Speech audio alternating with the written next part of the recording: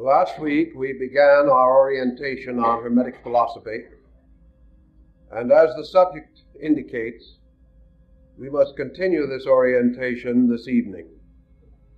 While it may seem that our development will be essentially historical, this is not the full intent of our present approach.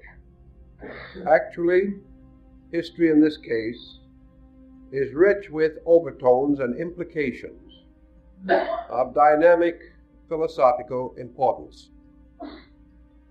We are not interested merely in digging into the past for the sake of unearthing the intellectual artifacts of our ancestors. We are, however, mindful of the living content of things, which is timeless and has continuing vitality for us. I had a letter through the mail today, a very highly confused person. This person would not have been confused had they possessed any adequate integration around the essential substance of the beliefs with which they were concerned. The living person today, in the search for his own believing, finds it very important to defend values and to protect himself against the superficial attitudes and false interpretations which are so common in relation to great systems of religion and philosophy. We have to have a certain amount of factual background. Lacking in this, we are unable to orient and integrate, or to keep our minds clear in our present thinking. So if we sharpen our thinking a little, it will do us no harm in our daily living, where we have been inclined to save the mental instrument, protect it from labor, and come too quickly into easy believing, in which there is never any really adequate reward. We have taken this evening three parallel systems for consideration: the Hermetic philosophy, the Gnostic philosophy, and the Neoplatonic philosophy. Now, it's more than a coincidence that these should all have flourished in Alexandria in the opening years of the Christian era. It is also not a coincidence that all of these were closely involved in the rise of Christianity. Nor is it by any means accidental that in a strange way, as St. Augustine points out, these three sects were in large measure responsible for Christianity. Now, this does not mean, he did not certainly intend to imply that Christianity had merely copied these doctrines. Rather, that Christianity, confronted by three schools of the magnitude of these, was forced to make very definite plans of its own. It was forced to overcome at an early date as many of the divisions within its own structure as possible. It required a united front against a world that was not ignorant, not stupid, and not gullible. It therefore was a challenge, and it was this tremendous challenge that to a large measure resulted in the final Council of Nicaea and the Christianizing of the Western Roman Empire. Have it not been for these sects, it is very likely that Christianity might have dissolved in its own internal discords. But confronted by these large enemies, it gathered its resources, defined its position ever more clearly, and finally came to a condition of ascendancy. Thus they formed the adversary, which sharpened the wits of the early Christian fathers and caused them to give much more scholarly attention to their own doctrines than might have been their original inclination. So we have these three schools, and the order of them we should also consider.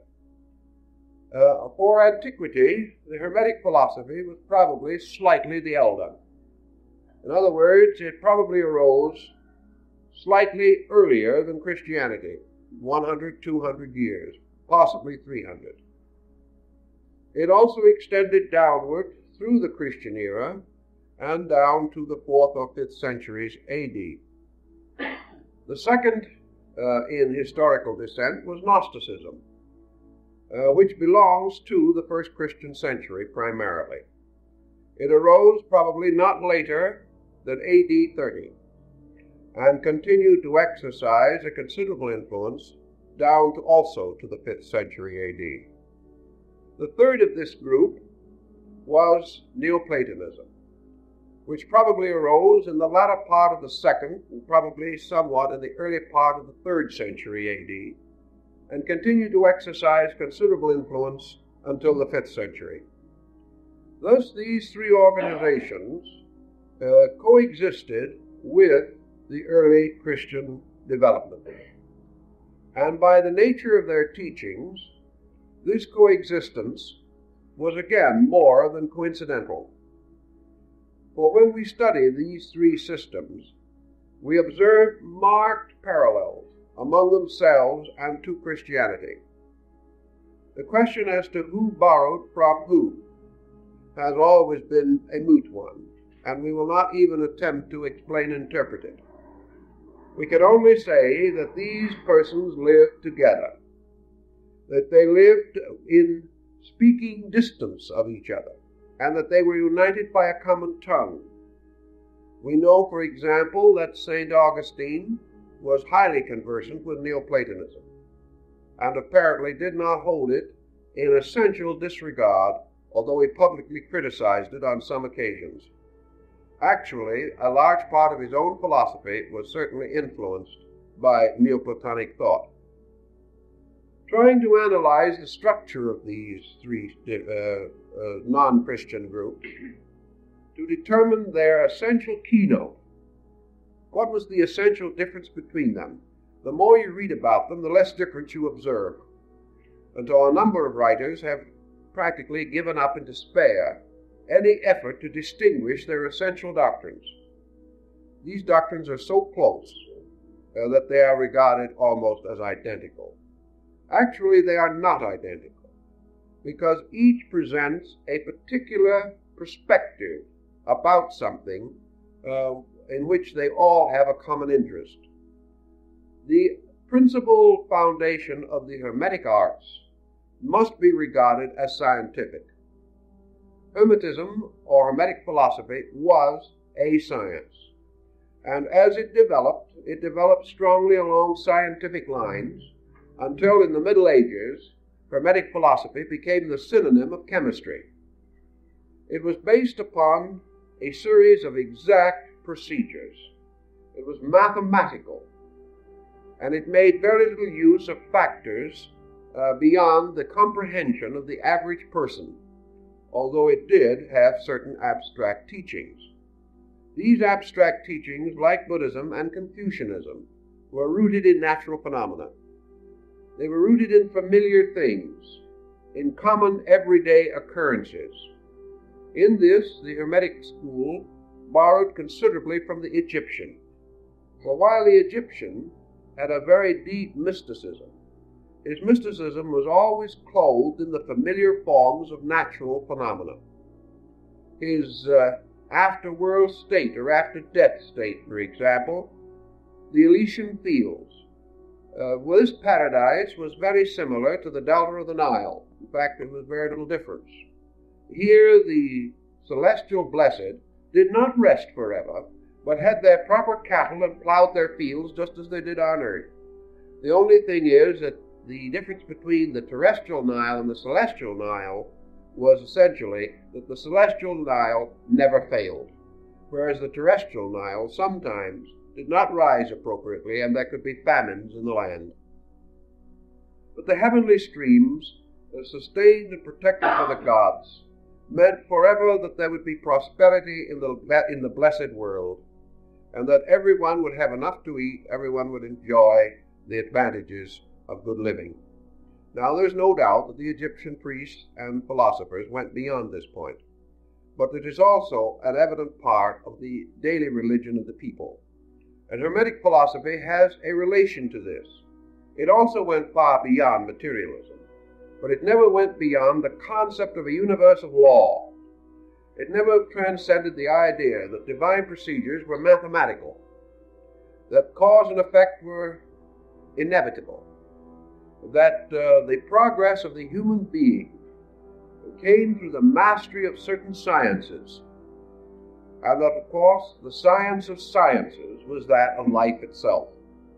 Therefore, Hermetic philosophy emphasized life as an exact science, a science of human generation and regeneration, a science of human perfection, and the Hermetists believed and affirmed that the keys to this science, like the advanced formulas of mathematics, were reserved to certain persons who had advanced themselves in these subjects and have become entitled to receive the great instruction. Thus, everything moved forward on a very orderly procedure. The Hermetic school was a kind of university in which the students advanced from grade to grade according to their abilities. This was a strong point in favor of the school, but also the secret of its ultimate dissolution. The average human being, having reached mature years, does not want to go to school. He does not want a way of life that is dominated by a procedure of constant learning. He feels when he has reached a certain degree of intelligence that he should go out and enjoy himself. Therefore, the Hermetic science was essentially restricted to those of scientific instinct, not necessarily of scientific attainment, but individuals who like to approach life as an exact problem, a mystery to be solved by the instruments of science. And we must not overlook the fact that the instruments of science available in those days were better than we believe or generally accept. We were not living in as dark a time as the modern historian would depict. The Hermetic philosopher had many instruments. He had already received the great arts and sciences of Greece and Egypt, was already a master of liberal arts. He already had many instruments by means of which he could attain his end. But there was something much to recall to us the great architects of the ancient world in the Hermetic school. These architects fashioned magnificent structures. And Hermetic philosophy was a concept of a magnificent structure built according to laws, built like a vast college or a school of life from which no one could graduate without attaining perfection, a school that challenged the person from the cradle to the grave, a school in which he must continue to learn till the day he died. Obviously, this type of thinking would not appeal strongly to the shopkeeper, the merchant, the average person whose interest in science was largely utilitarian, whose knowledge of architecture was exhausted in familiarizing himself with the house in which he lived. This type of thinking, therefore, did not have glamour. It did not have the magnetic appeal of mystery, finally, because the Hermetic school was constantly declaring that there was no mystery in mysticism, that mystery was an illusion, that actually what we call mysterious is nothing but that part of the universe about which we are ignorant, that there can be no real mysteries, and the person growing up is not a magician, not a wonder worker. He is a scientist, gradually familiarizing himself with laws and keeping them, and gradually developing a great ethical, spiritual code based upon these laws. Therefore, actually, in a sense, an exact way of life, built upon observation, experimentation, reflection, and tradition. As inheriting the sciences of ancient Egypt, the Hermetic philosophers, therefore, thought in terms of medicine. They thought in terms of legislation, of jurisprudence and common law. They thought in terms of mathematics, astronomy, and music. They were distinctly working with subjects which had to be skillfully mastered, and the real proficient was the person who developed the skill to do these things superbly. And education was to give him the skill, not only to practice the daily sciences known at the time, but also the skill to reorganize, redeem, and perfect his own life. Everything was therefore rather a highly educational program, intensely directed toward the person who, having gained what education he could in the world in which he lived, desired to go on and learn more about how to perform specific tasks, learn how to build a better ship, learn how to rediscover and use the lost secrets of Tyrian dyes, learn how to perfect chemicals and drugs, learn how to perform delicate surgery on the human body, to learn chemistry and physiology and anatomy. All these things came as part of the Hermetic doctrine, overtoned, however, by the great concept that all knowledge was sacred. Therefore, that the physician and the judge and the lawyer were actually priests of a universal mystery. And the Hermetic philosophy points out that the end of all of this knowledge is to discover the wisdom and the exactitude and the goodness of divine providence. Thus it is quite conceivable that the Hermetic position could be of interest and value today to a great many persons. Perhaps our modern scientists are deficient principally in the Hermetic overtone, this overtone that science is divine, that the scientist is not one who must build a religion, but rather a man who must experience the immanence of all divine matters in the very exactitudes with which he daily works. Now this, in substance, I think, is the perspective of Hermetic philosophy as distinguished now from these other groups that we wish to discuss. Now, what is the perspective of Gnosticism? Not long ago on Sunday morning we gave a discussion of the Gnostic ideals of Valentinus. Therefore, we will assume that many of you heard that. We will digest it a little, but try to cover the ground for those who did not hear this lecture. Gnosticism, which arose in both Syria and North Africa in the first century, within the first 30 or 40 years of the Christian era, had one peculiar disadvantage from the beginning. It was never a completely united system. Gnosticism was always at least a three-pronged instrument. Gnosticism was broken up at a very early period into sects. In fact, what we know as Gnosticism altogether is practically a union of sects initially divided. Thus, instead of having a system strong around a central core, or a central teacher, or a central leader, we have a dozen or more groups with various backgrounds and various religious doctrines with which they were attempting to create the Gnostic position. We know the word Gnostic from gnosis, to know. It was a search for knowledge, but essentially the Gnostic was a religionist. Instead of being a scientist, he was a theologian.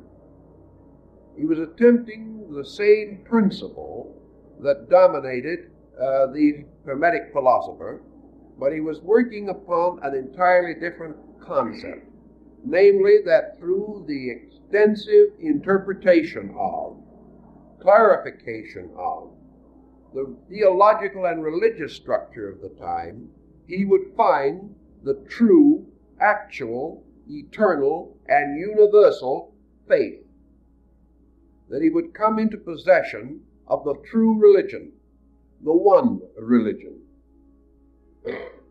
Early in his experience, therefore, by the very diversity of his background, the Gnostic began to be a student of comparative religion.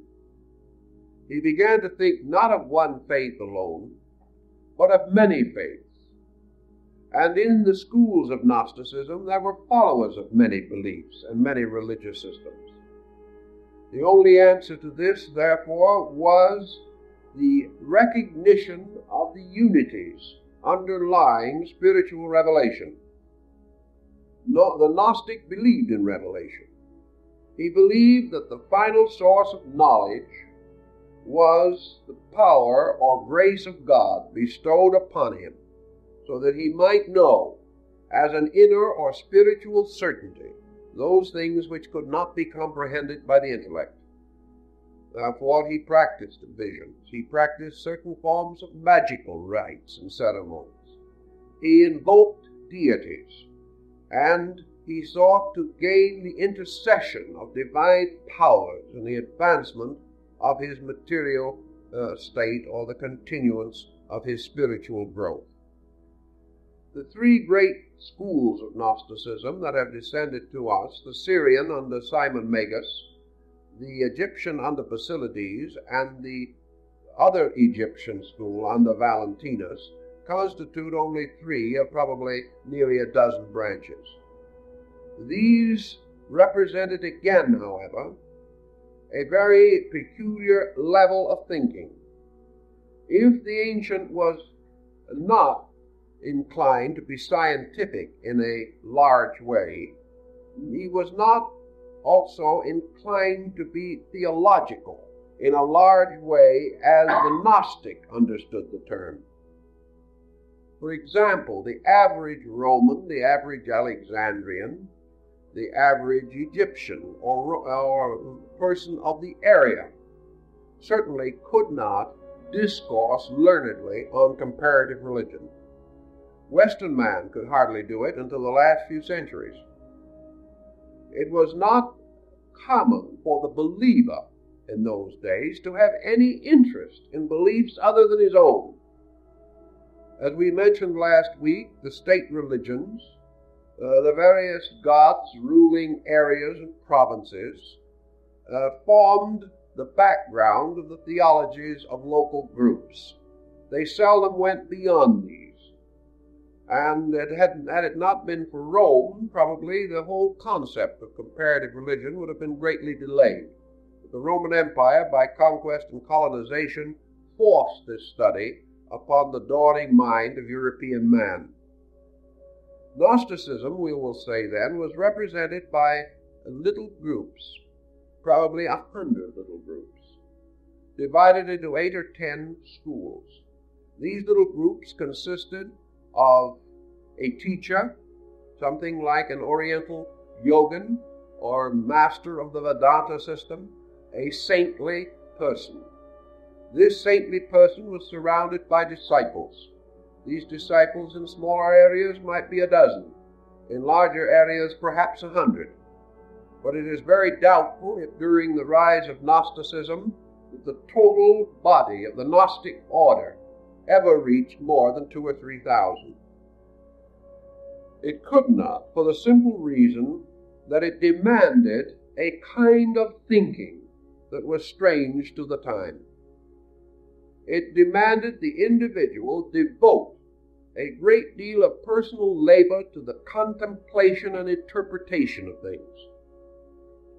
It made it necessary for the believer to examine the various aspects of the deity he worshipped, as these aspects were found in the religions and beliefs of maybe a dozen other nations.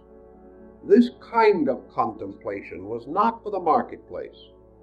It was not for the individual who was busy in the merchandising of his daily profession or trade. Thus the Gnostics almost immediately became ascetics, wandered into the wilderness, separated themselves largely from the communion of other persons of other interests. They were content to be devout, content to contemplate and to meditate, to pray and to examine the secrets of religion as they understood these secrets. Naturally, under this pattern, they did not have the staying power because they could not touch the popular mind. They could not touch the majority of people. It's probable that even in their own day, the Gnostics were regarded as mysterious, as being persons set apart, strange, perhaps even mad. Their thinking was not in the terms of prevailing orthodoxy. The Syrian Gnostics had trouble with the Orthodox Jewish religion. Later, the Christian Gnostics had trouble with Christianity. The one link between the Gnostics and Christianity that remained strong for a considerable period of time was the link of the teachings of St. Paul. The Paulian group was very close to the gnosis, and many of the Gnostic teachers quoted St. Paul as being the outstanding example of the teacher of their time relating to the mystery of Christianity. Now, the gnosis moved toward Christianity, and Christianity certainly enveloped phases of the gnosis. But there was always a conflict there that could not be completely reconciled, the nearest point of reconciliation being in the works of Paul. In Gnosticism, for example, the principle of redemption was an eternal principle, ever functioning. The principle of redemption in Gnosticism was unhistorical. It was known to the first man, and it would be known to the last man, because redemption was an attribute of eternal deity itself. Redemption, therefore, did not center upon any historical time or historical person. Gradually, in the Christian gnosis, an effort was made to apply this redemptive principle exclusively to the person of Jesus. The Gnostics made a valiant attempt at this, but when you look in perspective over 18 or 1900 years, the patchwork, the tragic difficulties which their philosophy or religion passed through in this effort to combine itself with another doctrine, these difficulties become increasingly apparent. The historical redemption concept was not Gnostic, and the Gnostics who attempted to follow it did so with a good spirit and a good heart, but never consistent with their own original teaching. Thus, Gnosticism was a religion seeking a universal experience of God. It was a little bit in the feeling of the teachings of Akhenaton. It was this sudden bursting forth of the realization that there was only one God, and that this one God was the God of the friend and the enemy, the God of races and nations, and had an existence beyond all attributes, all terms, and all names that could be bestowed upon this divine principle. Immediately, the Gnostic deity begins to emerge, and we are in the presence of a universal, eternal, unchangeable principle of mystery. Mystery, however, which is penetrated primarily through religion.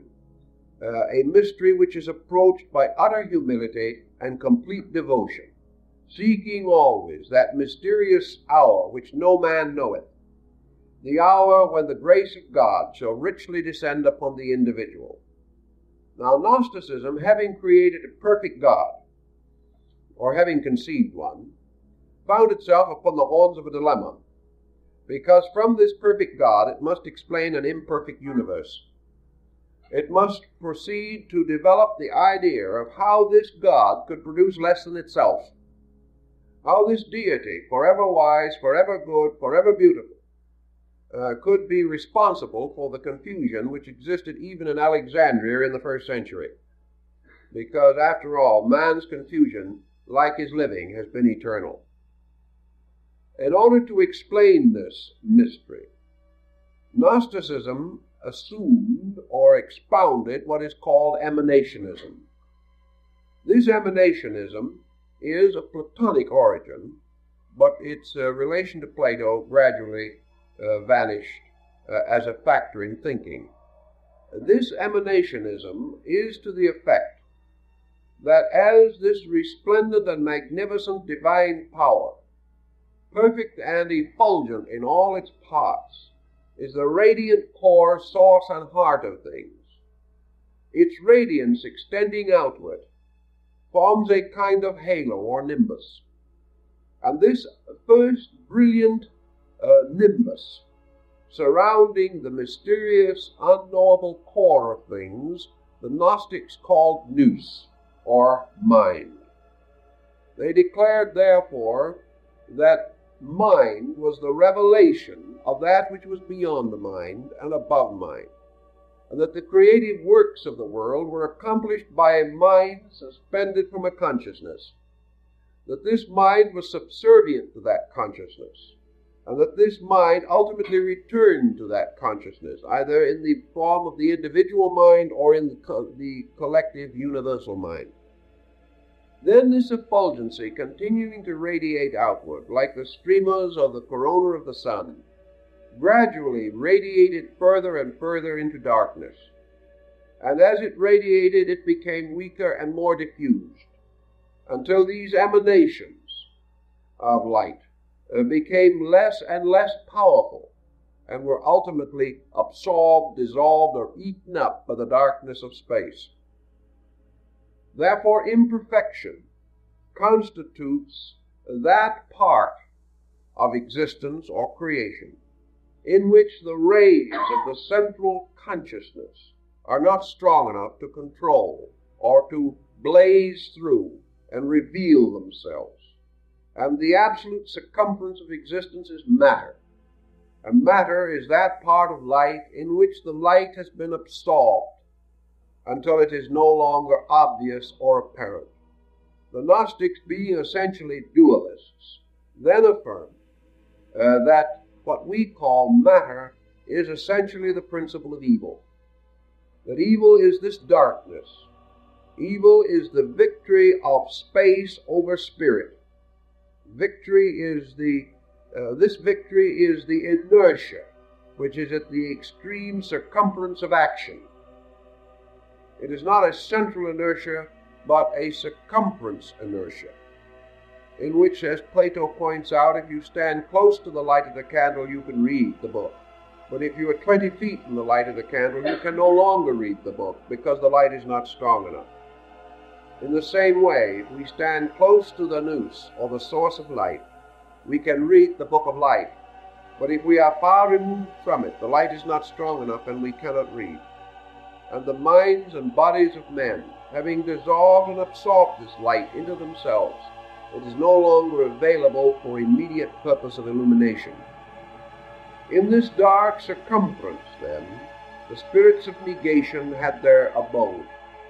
And in Gnosticism, it is only fair to point out that they did not actually believe in a principle of evil.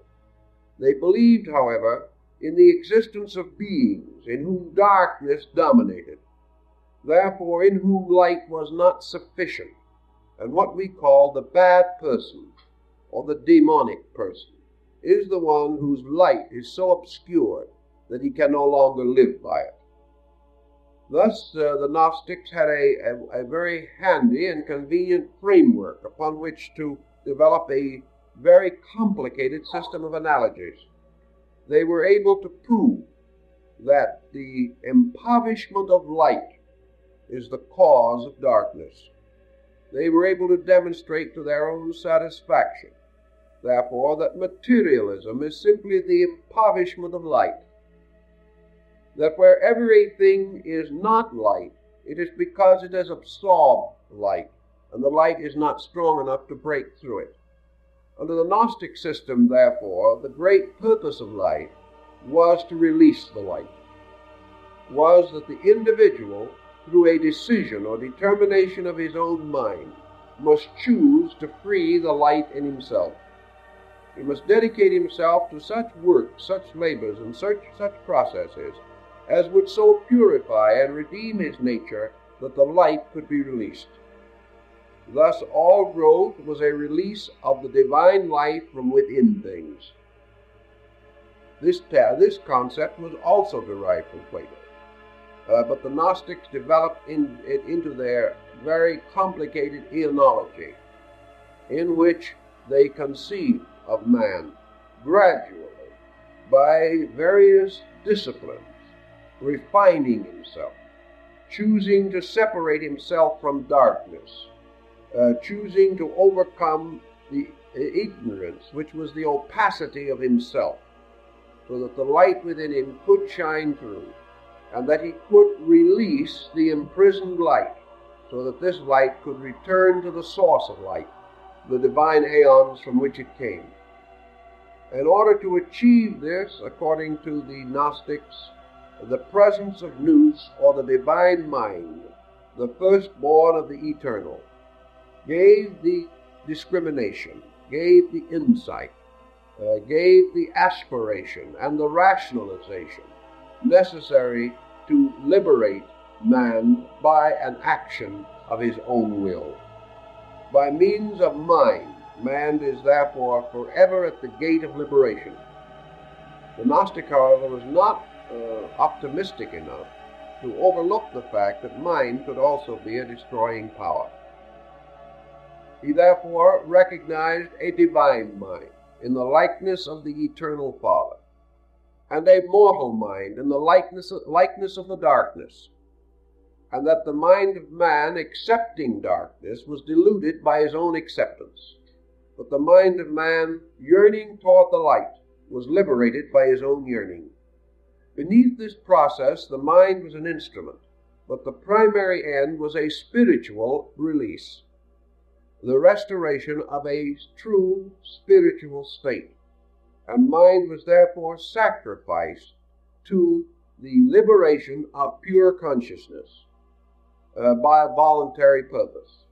And the achievement of this purification actually represented a series of Gnostic baptisms.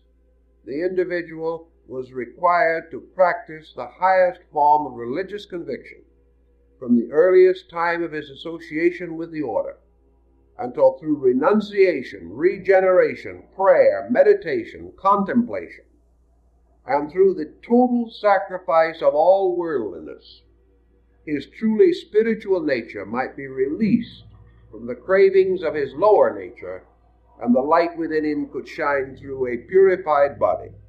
Purification in Gnosticism was to be attained by the practice of the spiritual way of life, the individual becoming no longer dominated by or bound to matter, verged away from it, and toward the light from which he came.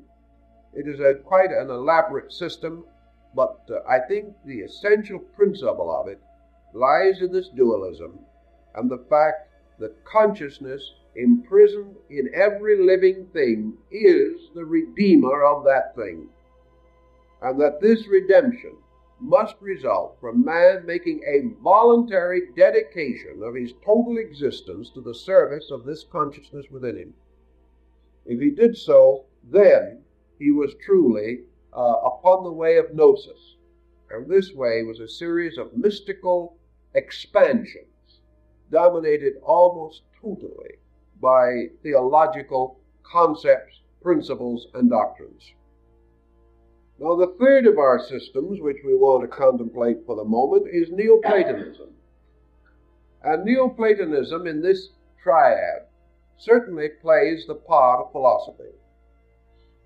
Neoplatonism was Platonic philosophy plus the experience of man for 500 years or 600 years after the death of Plato.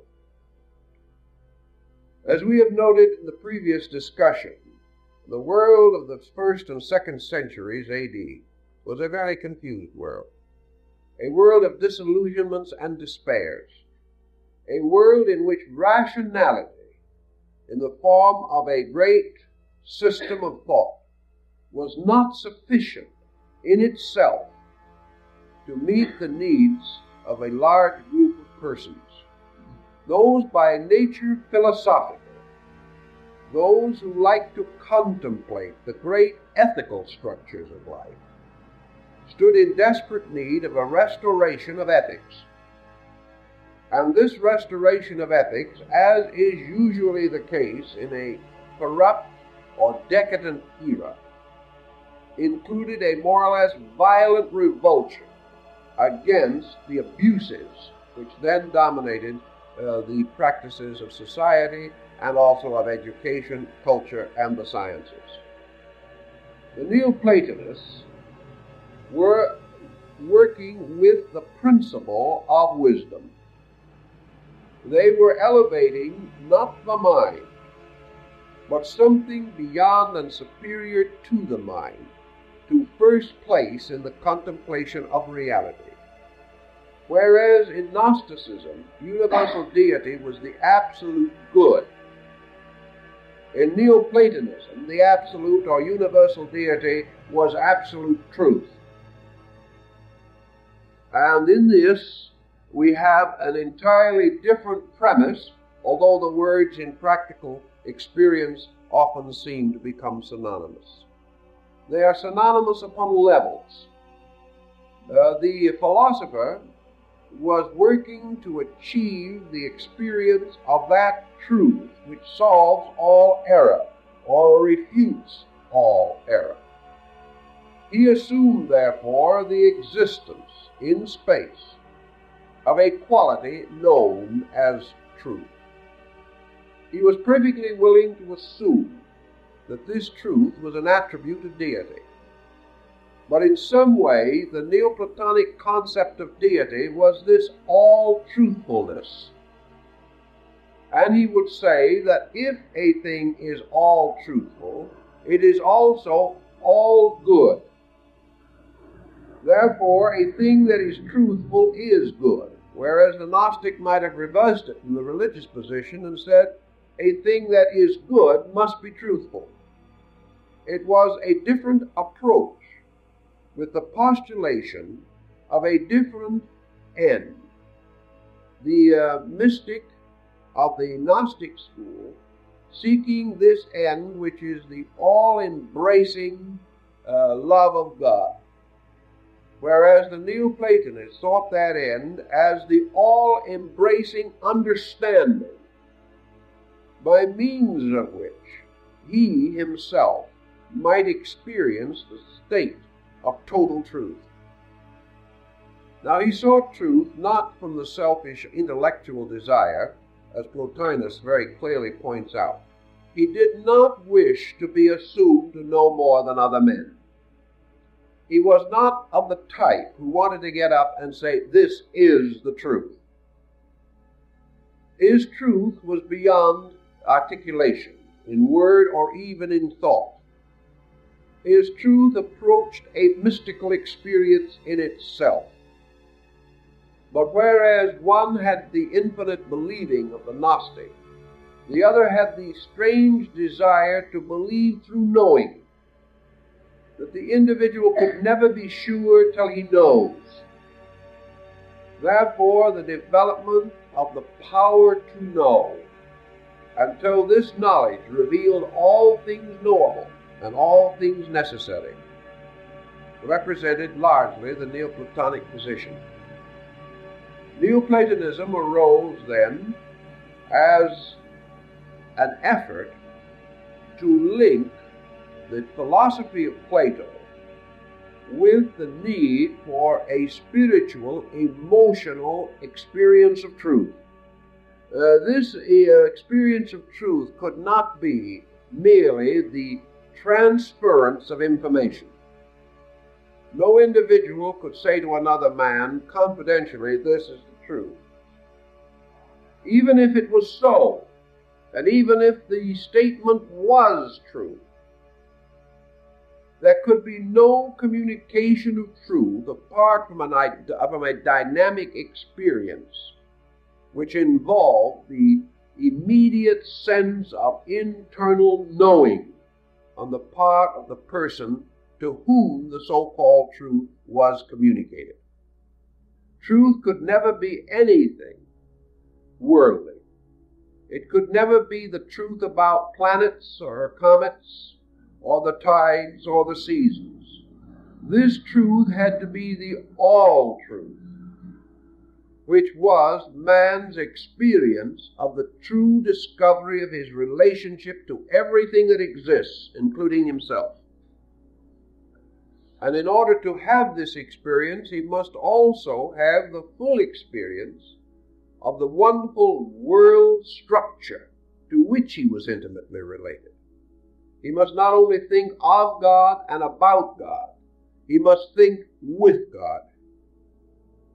So Neoplatonism was this search for truthful thinking, thinking with the mind of God. Thus, as the Hermetic philosophers might have assumed God to be absolute law, and the Gnostic school absolute good or absolute virtue, so in the Neoplatonic school, God was the continuous state of absolute knowing. God knows all things. God is a state of eternal knowing without center or circumference. That which knows all things notes also the sparrow's fall.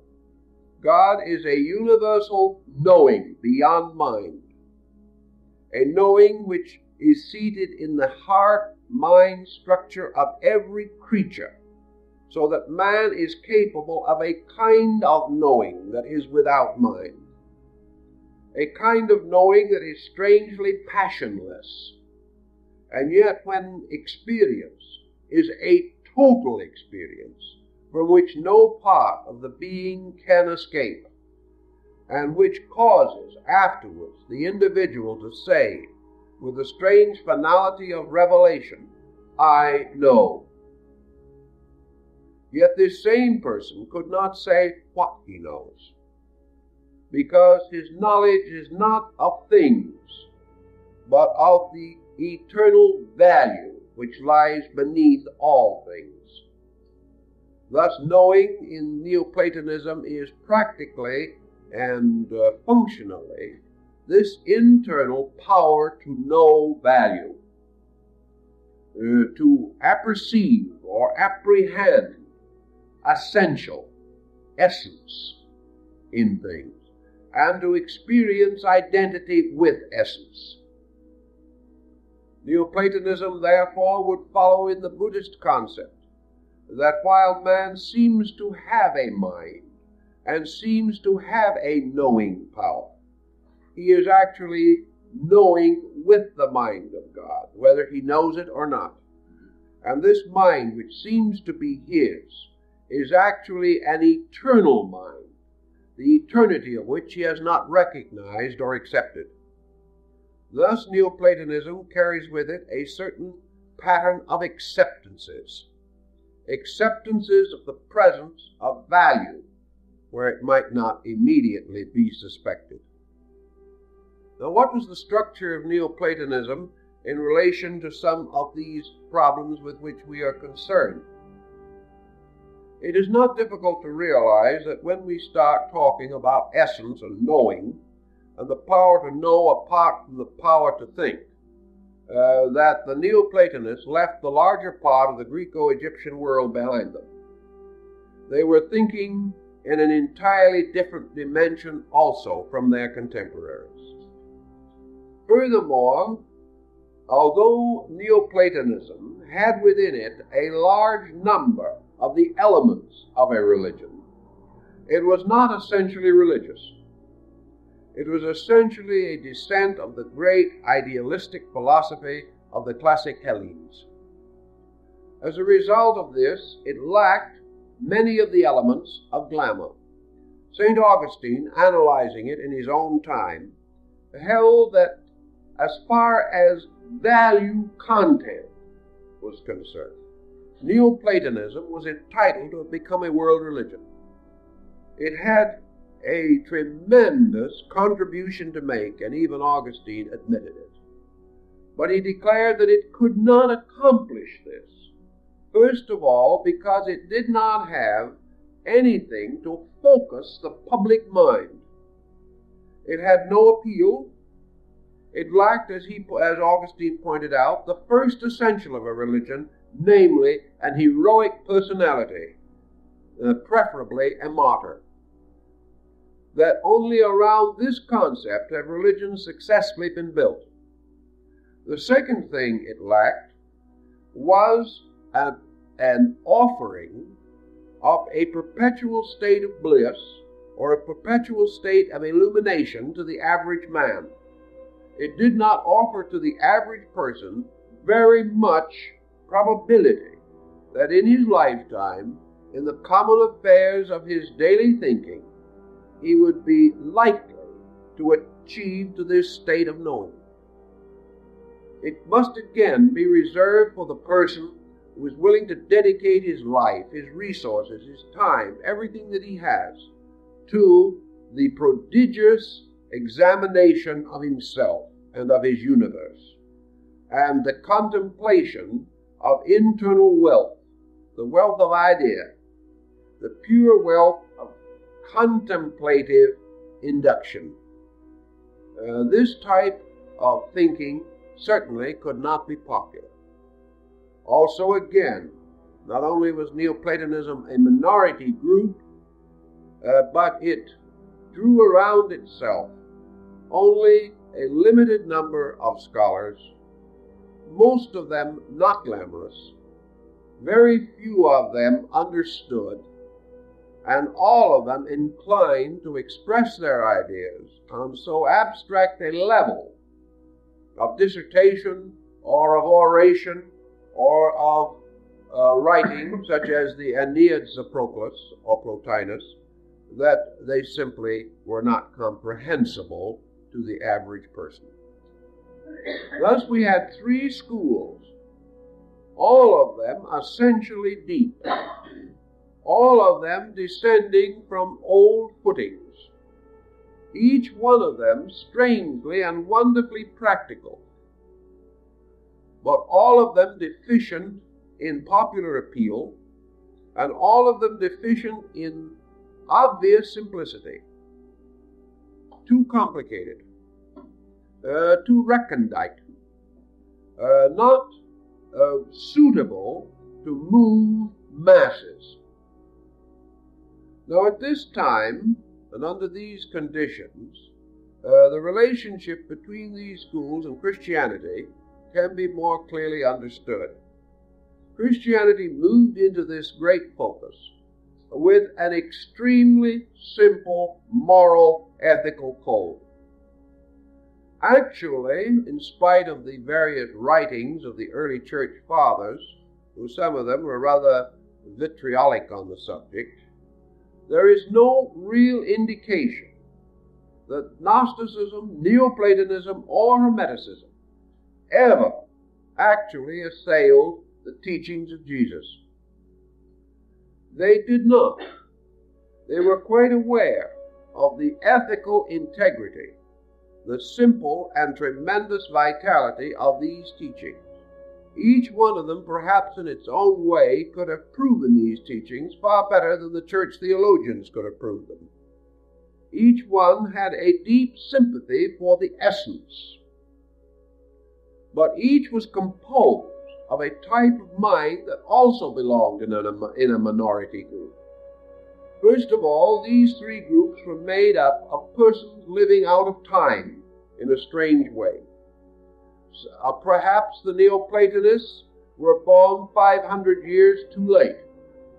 Perhaps the Hermetic philosophers were born 1,000 years too soon. And perhaps the Gnostic had the unfortunate misfortune of being born at a strategic moment when other things were more important than his own ideas. But all these groups had a strange lack of contemporary vitality.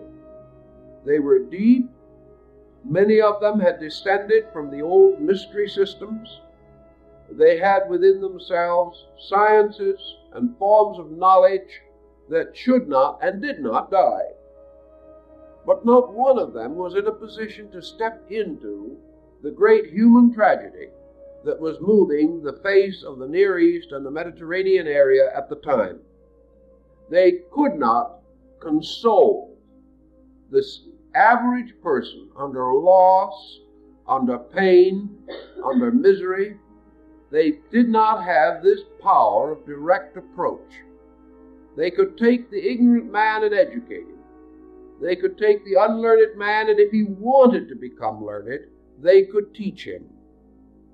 But they could not take the average person and console him where he was as he was. And because of these situations, the groups fell into a minority relationship to the rising power of Christianity, which had a tremendous appeal to a very large group of persons under misfortune, who wished consolation, who wanted something upon which to build hope and faith immediately, something to sustain them in a very heavy crisis. Now, what neither the church nor anyone else could know at that time was that the history of Europe and Western civilization from the beginning of the Christian era to the present day has been one constant sequence of crises. There has hardly been a moment in which the immediate need for consolation was not present. Thus, the old scholarly motions fell further and further back, away from the popular mind. And one by one, these older groups, or their descendants, lost popular interest.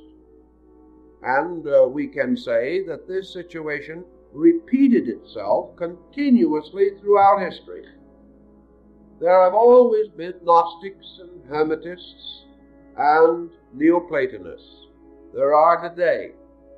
There are always those persons who, by endowments of one kind or another, are moved into a contemplative relationship with life. There are also others whose nature is such that they are in constant need of the consoling presence of an extremely simple, direct hope. Now, what is the essential reason for this difference? Is it because some people are more sophisticated than others? Is it because some individuals like to be intellectual? Is it that some individuals pose as scientists, and that others still perhaps wish to gain distinction as philosophers? I do not think it is this at all, or any of these factors. They may exist, but I think they exist only as isolated incidents. The difference lies in the psychic integration of the being himself. The differences lie in the capacity of the person in terms of his needs, of his possible acceptances, and of his inevitable rejections. Some have gone so far as to say these differences arise from chemical biology alone. This I also doubt. But there is no doubt that there is a psychological chemistry in man, and that this chemistry produces different types of persons, due to their own backgrounds, due perhaps, if we believe in rebirth, to earlier existences and previous experiences. But in any event, they are not the same. There will always be, and there always has been, a limited group that will think gnosis, regardless. There is a limited group that will think in terms of Hermetism. There is a limited group that will think in terms of Neoplatonism. They simply have these natural instincts. They cannot go against them. For no man can accept that which goes against something within himself. And the differences lie there. And the demarcations and segregations of values lie within the individual. And for that reason, there will always be majority religions and there will be minority faiths. The thing that we can hope is that they do not have to remain forever in antagonistic relationship to each other, that they can be recognized as complementary and not regarded as separating man from man. Actually, in the case of the three we are discussing, they could undoubtedly have contributed much had they been able to unite around the core of the practical Christian need. They probably could have saved Europe the Dark Ages. But because of the lack of sympathy between groups, and because those who do not understand must always be impatient of that which they do not understand, lack of understanding ran instantly into misunderstanding, and this in turn led inevitably to conflict. The conflict was one-sided from the beginning, because the number of persons involved and the public appeal was so different that none of these minority groups ever really had a chance. They could not compete. They could not actually survive as such. But we also have to realize that leaders, regardless of what they lead, must of themselves also have attributes of leadership. And in the background of Christianity, there were a number of persons, Christian by conviction and conversion, and yet by nature and mind, scientists, nature and mind, philosophers, by nature and mind, mystics. These groups of leaders, the small dynamic which was behind the rise of the church, in most instances either directly and admittedly were aware of the three schools which we mentioned, or else indicate through their writings secret sympathy with these schools, so that the leaders of Christendom became enriched by the very doctrines which themselves did not survive. The leaders, those minds possessing abstract intellectual powers, certainly dipped deeply into Neoplatonism and into Gnosticism. And as a result of this, the church itself gradually passed into a schismatic state in which the heresies began to appear. These heresies resulting very largely from the intellectual individuality of leaders, which continued to beset the faith even after these other organizations no longer presented a challenge. Actually, therefore, we must recognize that these three great systems, and several others to lesser degree, have influenced the rise of Christianity. They have influenced its doctrines. And as we have said, the uniting of the Christian front against these non-Christian movements hastened the rise of hierarchical Christianity. That is, the rise of a strong central church government, capable of clearly stating its own convictions. And this in turn called up the councils, the various gatherings, the synods, and the assemblies in which the great ecclesiastical principles were variously debated, until gradually the Christianity that we know took form and appeared. Now, if we have these patterns a little bit familiar to us, we can see essentially that even in our own thinking, as in those days, the individual is not united.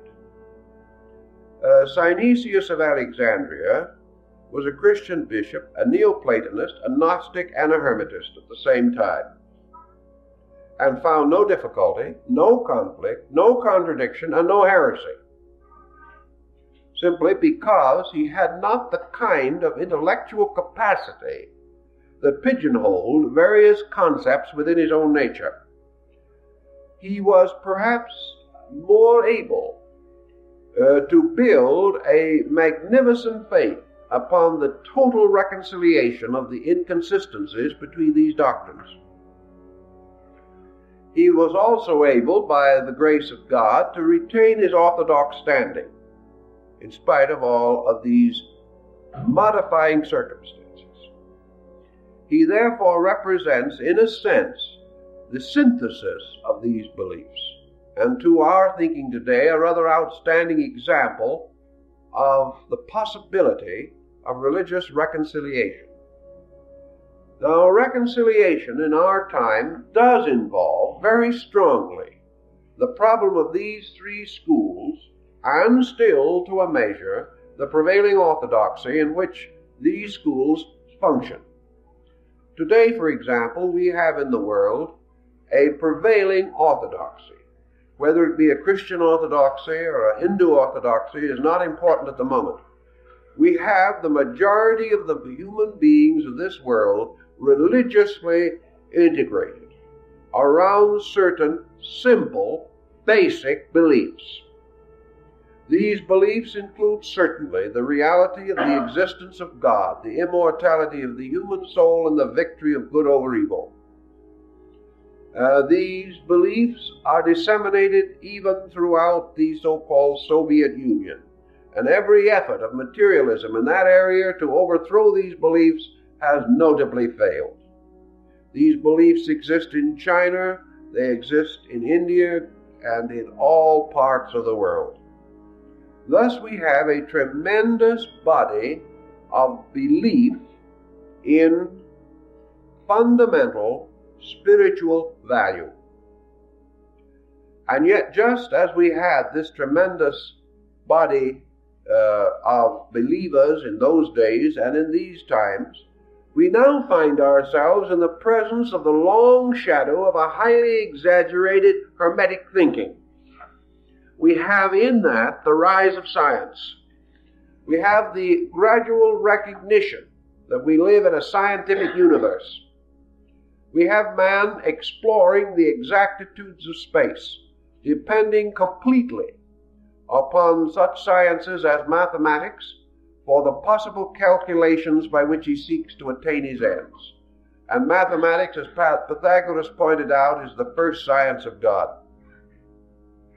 Thus we have an excessive intellectualism which has not yet achieved the Hermetic position, namely that knowledge is suspended primarily from God as fact, the inevitable thing as it is, that God is total reality, and that this reality is the totality of all things known and unknown, and that no matter what we can ever know, we can never discover that which destroys the fact of reality. For all knowledge is the triumph of reality over superstition or ignorance. Thus, the infinite universe of realities, of facts, of scientific procedures, this universe is held within the tremendous principle of all fact, all reality, all procedure. And this principle is alive. This principle is a dynamic, not a static. And this principle permeates all other things with itself, so that everything that exists bears within it the stamp of reality. And man's search is the search for this reality in things, or in space, or in self. Now here we have then science rising, and even in our modern world, science is a minority group. Very definitely a minority group. It lives in the same world with a dynamic religion, yet it is not reconciled with that religion. Yet its essential discoveries and principles are not irreconcilable with religion. They simply stand apart, much in the same way that Hermetic philosophy and the early rise of Christianity, these stood apart. They had more in common than they ever knew, but they were never able to cement this common understanding. They were never able to bridge across between faith and fact. They never could recognize faith as another name for a scientific procedure. They were never able to recognize that the ways of faith are as scientific as the ways of atomic research. Because of this same division between two systems of thought, we are producing a generation of human beings in whose natures there are strong, irreconcilable, or at least unreconciled divisions. The person of today, growing up in his world, is in the presence of a constant pressure of conflicting conceptions and conflicting convictions. Going to school, he is confronted with. And at the present time, our policy is, if this person is potentially the type of material, what we hope will become an intellectual leader, is to pass him through 4 years of college. The purpose of this being primarily to destroy his idealistic convictions. We might just as well face it. That is what it amounts to. The purpose of it is to make him worship knowledge, and never to reveal to him that knowledge is merely the manifestation of the knower, and that without the universal knower there could be no universal knowledge to challenge him. So we have this conflict, which inherited from the past, from little minority squabble 19 centuries ago, could very well, and does very often, land the modern young person in the juvenile courts because of conflict. Therefore, we cannot say that this long problem should just be allowed to drift, nor should we overlook the examples and the wisdom and evidence of the past relating to these things. Now, as we go along in this, we find there are other minority groups. As distinguished from the popular mind, a structure very difficult to analyze at this time, because it doesn't seem to be very sure of what it is thinking, if at all. In distinction to the popular mind, we have what we term the intellectual. Now, the intellectual, or the mental type, the individual who is searching for knowledge per se, he is not necessarily searching for mathematical formulas. He is searching for the power to know, and the end of knowing, of course, is the knowledge of good and evil. The knower, the intellectual, also presents a problem. We have had nearly 18 centuries of him in the post-Christian world under the general name of the intellectual leader, the philosopher, the scholar, the learned person, the professor. Everything from the school teacher to the Oxford Dome comes under this particular heading. He is also the teacher, because the teacher is one of whom it must be assumed that he knows at least more than those he teaches. This is sometimes an assumption, but at the same time, there are evidences to sustain that in most cases, there is a certain leadership possible. But now this problem of knowing has given us a variety of knowing beliefs. And we have today the great clash of the intellectual schools. We have the Kantians and the Hegelians. We have the defenders of Schopenhauer and the defenders of Nietzsche. We have the new philosophies of every kind, from the idealism of Bergson to the prevailing distemper of existentialism. We have these beliefs, beliefs of disillusionment, beliefs of despair, beliefs of frustration, and of hope, and of fear. We have beliefs of all kinds, rising from or catering to the neurotic pressures of our time. So we have this mysterious thing of man who also seeks to know. He seeks to know ethically that which is good. He seeks to know to a degree idealistically that which is true for him. He would like to live well if the effort is not too great. He would like to know more than he knows, first because he thinks he could earn more that way.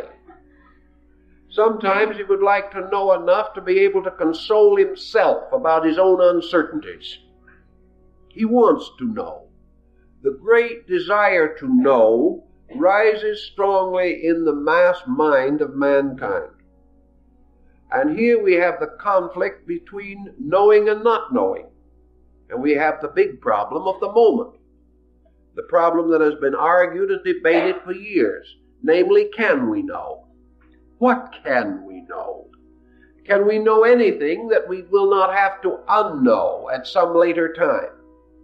Is all knowing relative?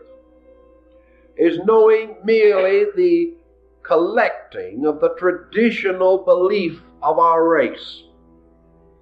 Is the physician a true knower after he graduates from medical school? Is the lawyer a true knower after he has read Roman law and British jurisprudence? What is knowing? Is it the individual familiarizing himself with the past, with other beliefs, with the statistical material available on the subjects that interest him? Is this knowing merely the handing on of report? And we have this very strongly in education. And Neoplatonism points out that the fallacy here is that all knowing must ascend, that the end of knowing is that man shall truly know the truth, and that the truth is something that is apart from particular knowledge. A man may discover something of truth by learning to play the piano. But if he does not add this concept to something else, he will become a musician, but he will not become a truth knower. That truth is something total, and that all education must in some way strive for this totality, but it does not know how. Thus there has to be this truth that sets us free, instead of this neo-truth that keeps us in bondage.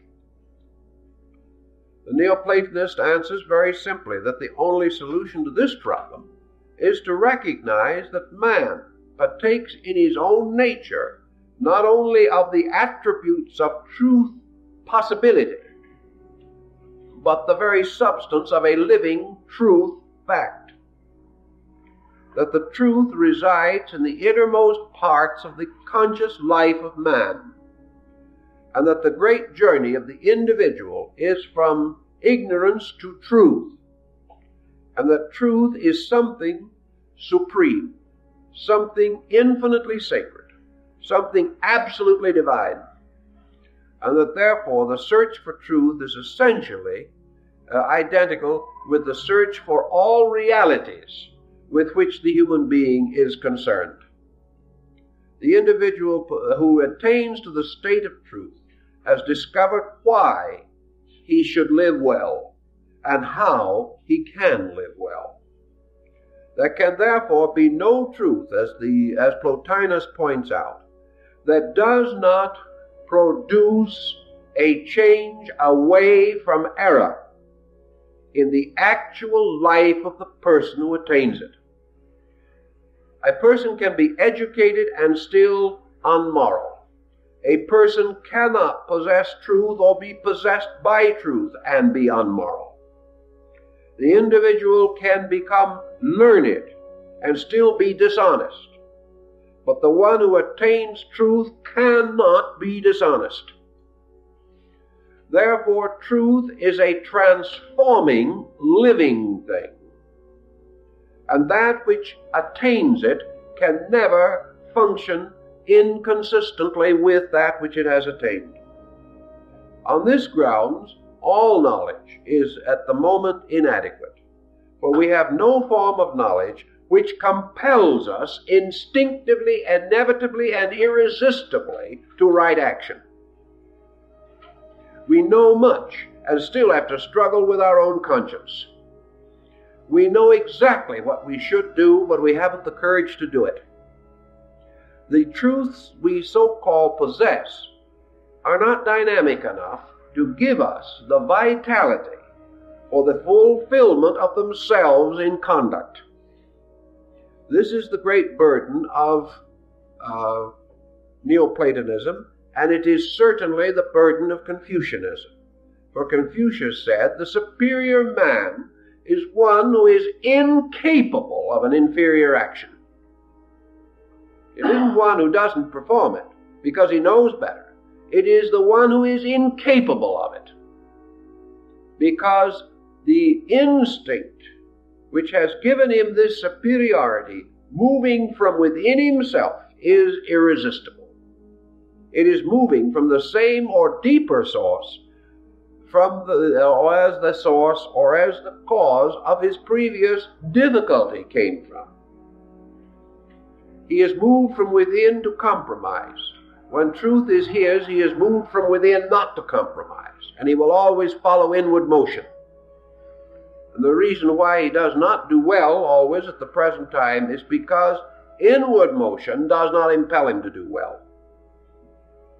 So truth now becomes to Neoplatonism the irresistible, redeeming, regenerating, civilizing power. And nothing can be said to be true that does not change people for the better. It may be a fact that the tides are affected by the moon. It may be a fact that there are certain formulas by which atoms can be split.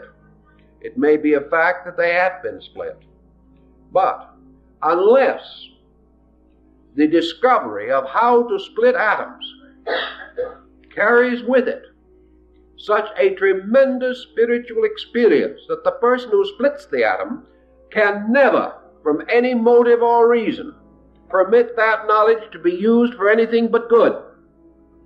Unless that is there, there is no truth, regardless of the fact. Truth must be the power that makes us do things well and do that which is good. For the end of truth is to know that which is good, and therefore to possess both the knowledge and the dynamic to perform that which we know. This is the danger pointed out by Neoplatonism in relationship to education. And their cry, their problem, their premise is just as sound today as it was then. And because they were a minority sect and at that time were neglected, those who say the same things today are a minority sect and will be neglected. But that which is said is nevertheless true. And whether it is accepted or rejected, as Neoplatonism points out, truth is unmoved, like the old American Indian proverb that is said to have been inscribed around the walls of the study of King George V of England. The moon is not frightened by the baying of wolves. That which is does not change, regardless of whether it is accepted or not accepted. Thus, Neoplatonism has its offering of today. Man searching for the dynamic of truth. And if he searched for the dynamic of truth as industriously and as patiently as he has sought other things, for instance, his knowledge of atomics, he would today not only have a great science, but a great morality to control it, which he does not have. Now, what is the contribution of Gnosticism to this little pattern? Here is the third group. This group working on an essentially religious level. The purpose of Gnosticism is the direct search for good. And in this search for good, we come to another problem that confronts the modern world. And that is that with the Gnostics, and certainly with the attitude that they took, we have a large proposition confronting us to find out what is meant by good. The gnosis says, until we know what is good, we can never do that which is right. What is good? What is this tremendous power of things at the root of existence? What is this power that Aquinas also debates in his double question as to whether a thing is good because God wills it, or whether God wills it because it is good? What comes first, the good or the God? Is God good, or is good God? And if God is not primary and must obey the law of good, then what is the law that God obeys? Or if God is primary and his will is good, then what is the good which he wills? These have been debated from the dawn of religious thinking. But the great problem that Gnosticism pointed out is this great need, this tremendous need, to integrate a common understanding of what is good. Now, they were perfectly aware, even in Alexandria, that we have to approach good on two levels: relative good and absolute good. Relative good we see around us every day. It is a common spectacle, a good which is locked within the dimensions of time, a good which cannot escape from the currency of things, a good which is refutable 100 years from now and was not applicable 100 years ago. There is a good which is also an immediate good, the immanent as opposed to the eminent. There is a good which is so difficult that at the moment it appears evil. There is also this unending concept that the imperfect mind of man cannot achieve to a perfect statement of good or a perfect definition of good. What we call good is that which is agreeable or likable. What we call bad is that which is disagreeable or unlikable. That which injures another may be good for us. That which injures us may be good for another. All these problems evolve around the effort of man to find the final central orientation of himself.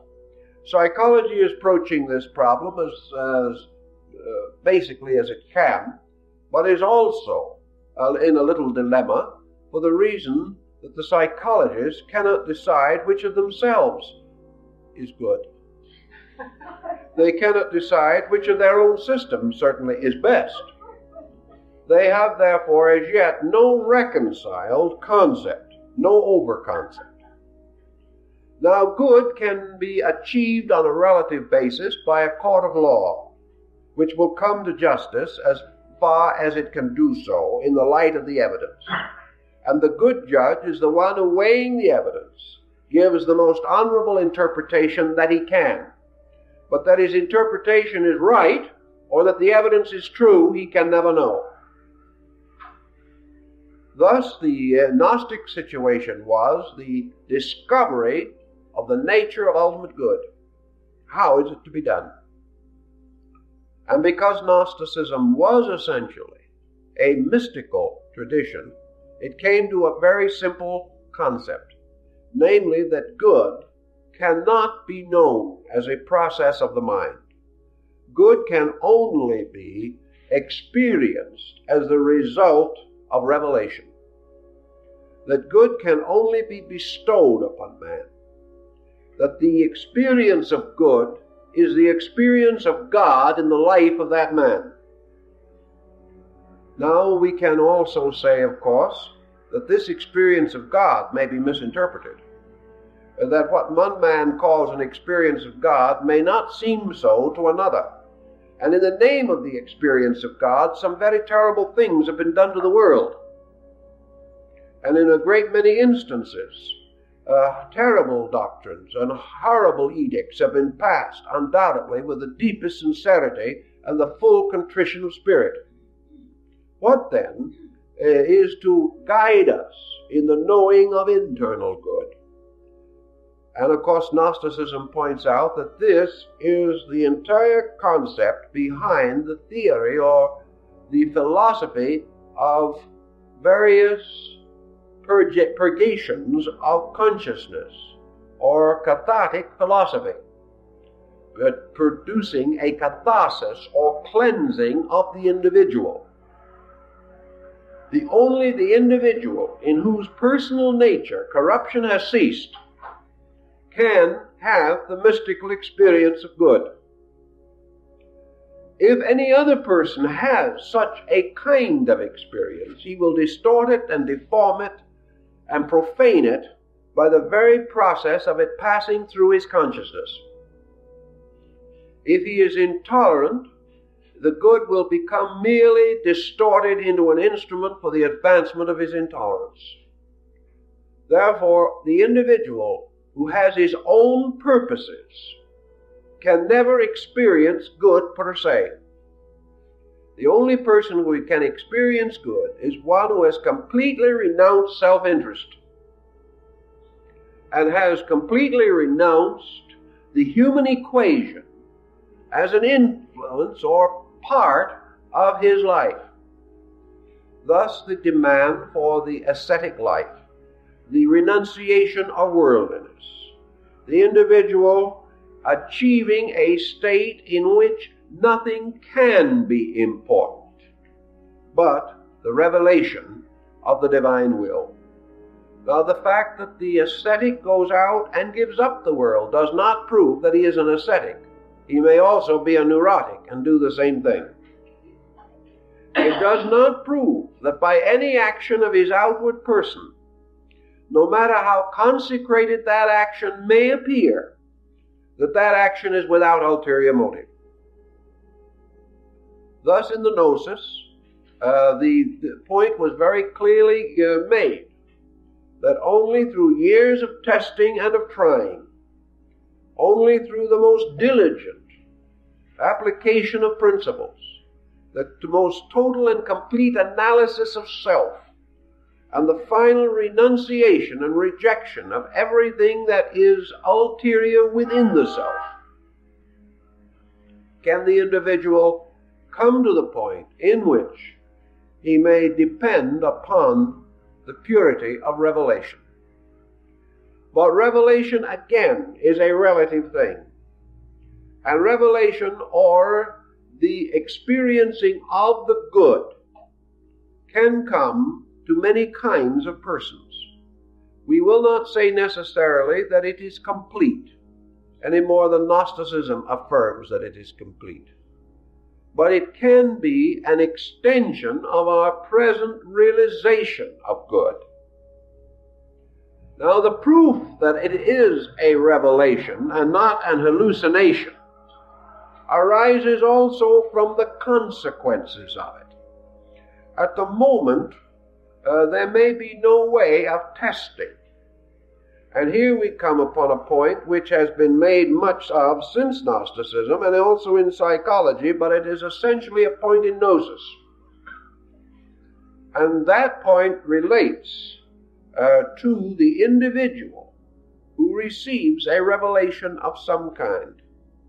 Instinctively, he falls under mechanisms. One of these mechanisms is his desperate fear to apply what he has experienced. The strange, mysterious sensing that if he applies it, he may lose it. This is only an extension of his own doubt about himself. He is perhaps inwardly aware that by nature, constitution, and attainments, that it is unreasonable or unlikely that truth could come to him. As long as he does not apply his revelation, he can always cling to it and hold it to be true. But if he applies it objectively and observes that it does not function correctly, if by application it disproves itself, then this individual is deprived of the support of a spiritual conviction within himself. So he is inclined to be careful not to apply. Yet in gnosis, the first problem emphasized is application. The truth is revealed, it must then be applied. And if it is true, it will operate. And it will operate constructively. And it will produce nothing different from itself under any condition. If it is true, it will increase truth. If it is untrue, it will increase error. The individual, therefore, whose truth does not produce some kind of good, has no truth. In this thinking, the search for good is therefore, in a sense, the search for harmlessness. It is the search for value, which again produces within the individual a condition of integration or homogeneity of effort.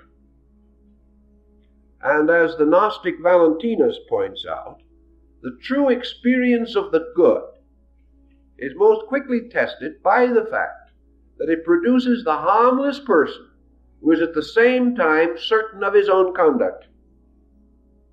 The individual who by instinct cannot perform an action contrary to good.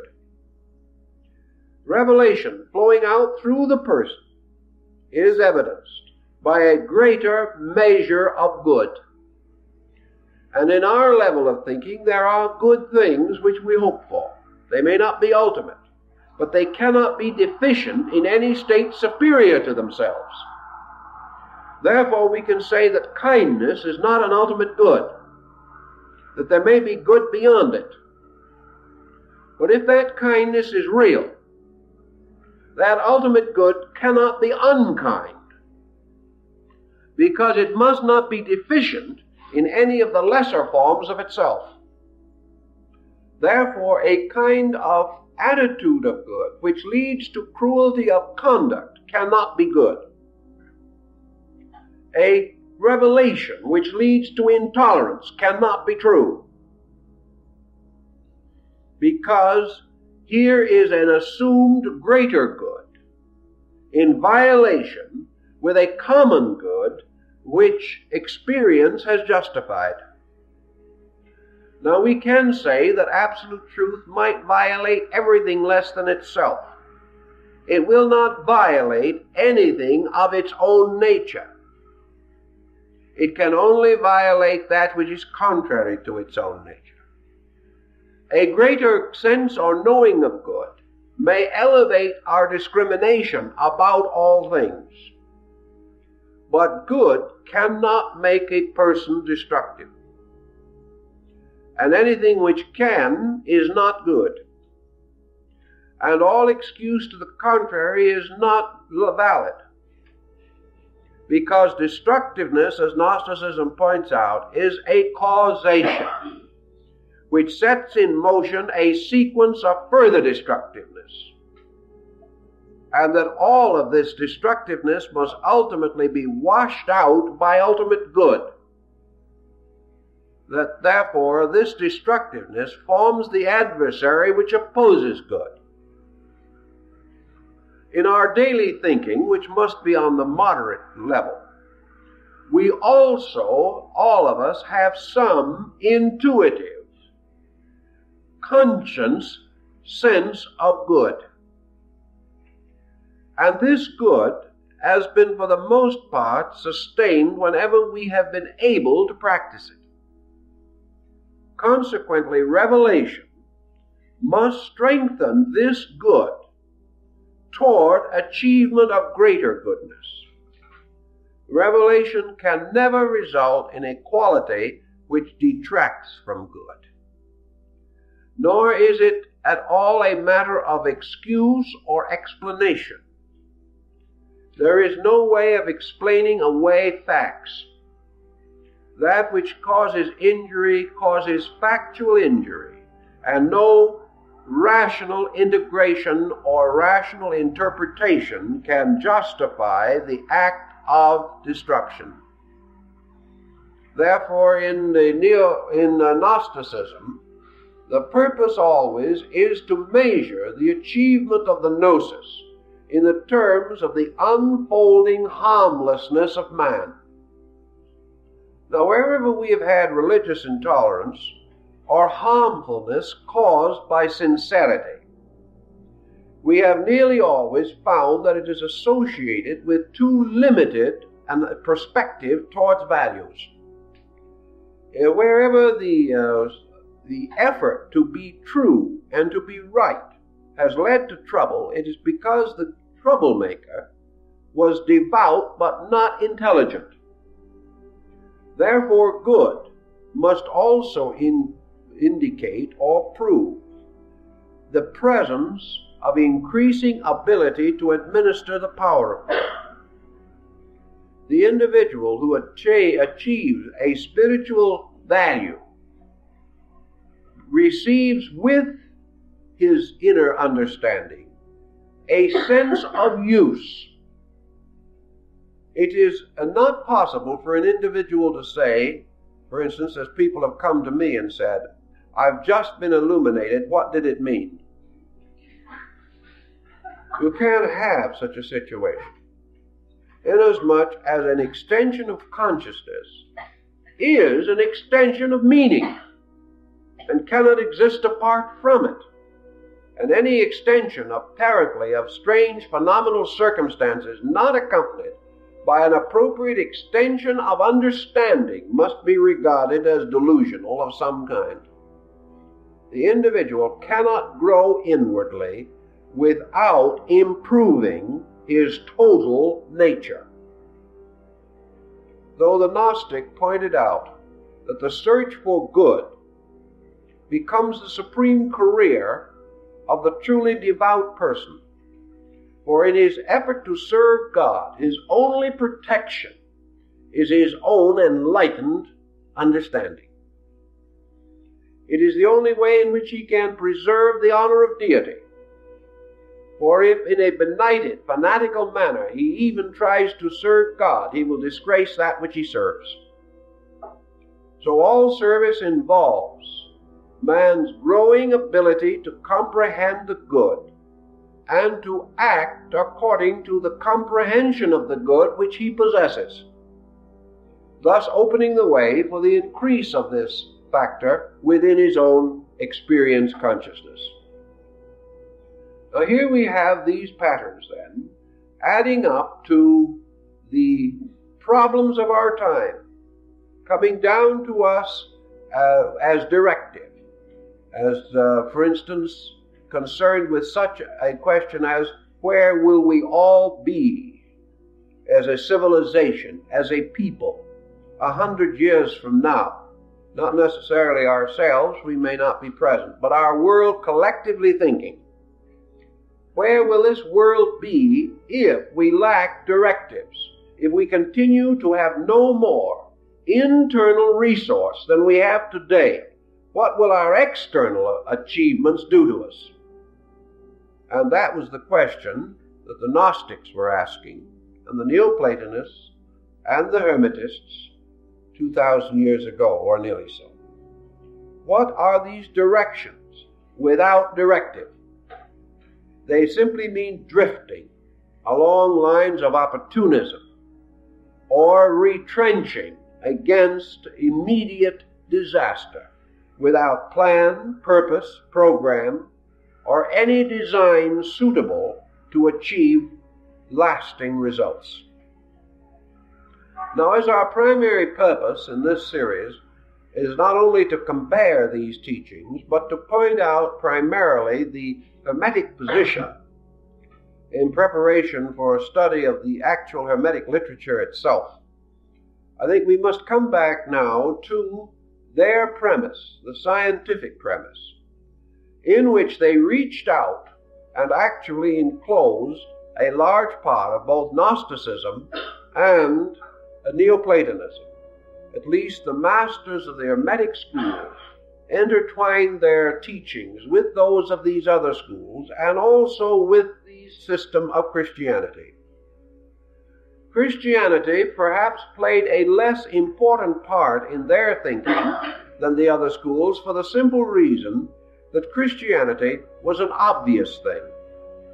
When you say to someone, do good to others, or be honest, or be kind, or be brotherly, you do not challenge the scientist, nor do you challenge the philosopher. If he is a person of values, he admits that this is true, regardless of what the logic behind it may be.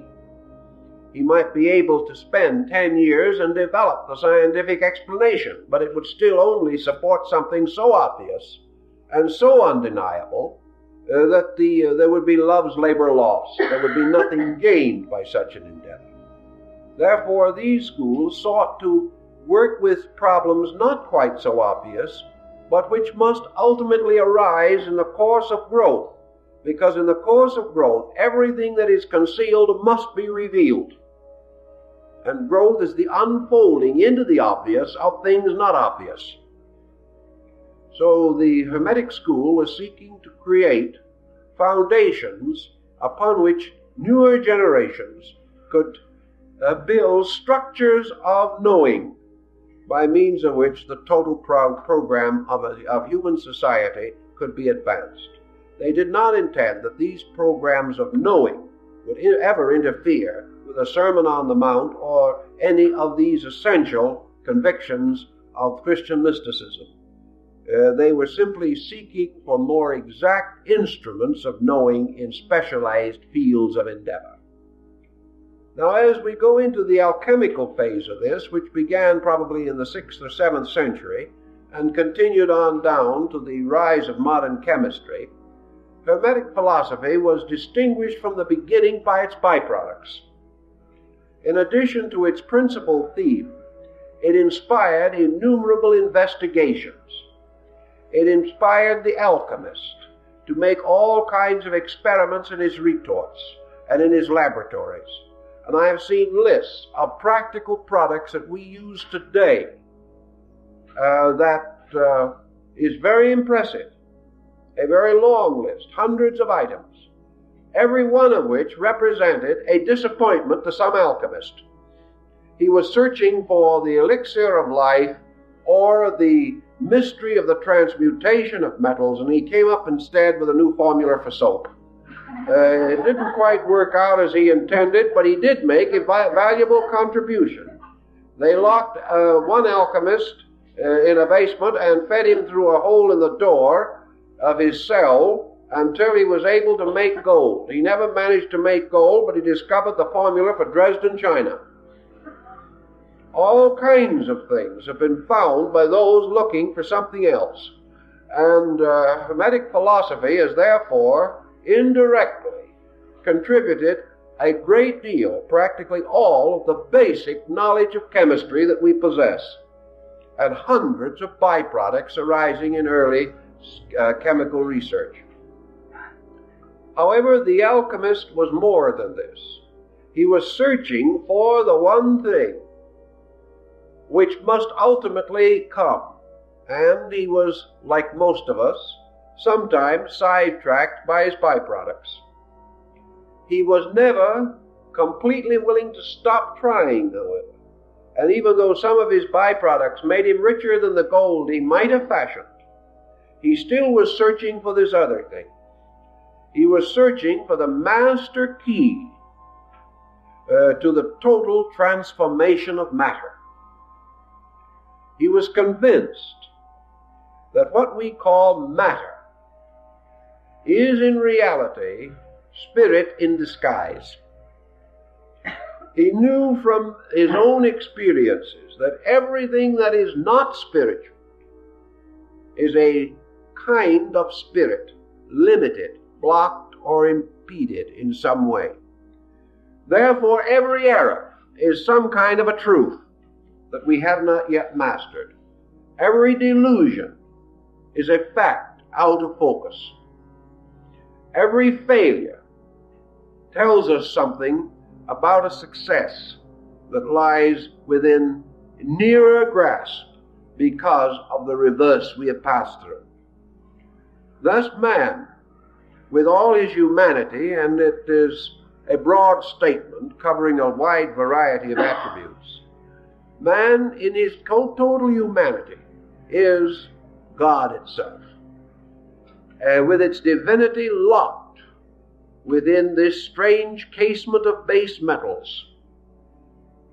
And the effort to find the science for the release of this divine fact, the science for the release of reality, of fact, of the total Hermetic mystery,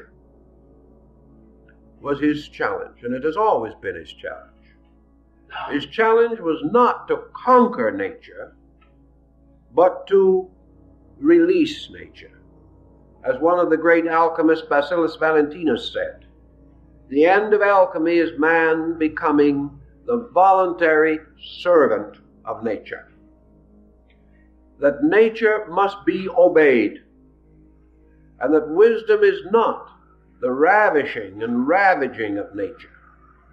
The wisdom is man achieving a subtle, sensitive, spiritual rapport with nature, in which man can cause nature to open her wonders, reveal them without fear to the being who is without fault.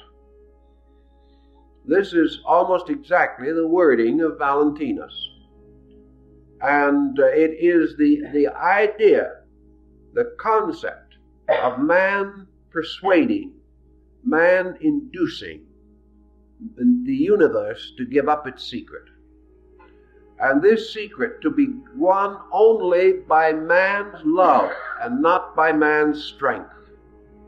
Won by the wisdom principle, by the principle of obedience, the acceptance of the challenge and the acceptance of the responsibility, both together. So in the Hermetic philosophy, we have this pattern outlined, gradually unfolding through the Hermetic books, which conceal it under allegory and legend. But what the Hermetic philosopher was seeking for was this wonderful, mysterious powder of transmutation, the red lion. The mysterious power which changes all things instantly. And that mysterious power was, to his way of operating, some way locked up in the mystery of universal or divine mind. That this mind had some way within it the power of the spontaneous release of itself. That mind as the bridge between nature and God can be crossed. And that this mind can, in some mysterious way, open a blazing core of facts by means of which the individual becomes master of the world. Not because he becomes its ruler, not because he becomes richer than someone else, not because others honor him, but simply because he has achieved mastery over illusion. That he stands in the full awareness of the glory of the creating power. That he accepts totally the highest of all scientific facts, and that is this fact of the eternal presence of this gold, this mysterious substance locked in everything. The alchemist says, and I remember the work by Weidenfeld, The Secret of the Adepts, in which it is stated that the alchemist does not manufacture gold. He does not create gold. He discovers it. He finds it where it is. He causes it to grow. He feeds it the nutrition that is necessary for its survival. And when he has brought it forth into birth, then this gold will transmute a world of base metals, 100,000 times its own weight, into the purest gold. This is the great golden key of science. Science which can transmute and transform all need, all inability, all lack into an abundance by drawing upon the universal principle of truth, or gold, that is locked in everything. And man, having discovered the perfect science of sciences, can then transform or transmute 100,000 times the weight of truth in ignorance, and transform it immediately into pure gold. For wherever this touches, It is like the fabled king of Crete. Everything it touches is turned to gold.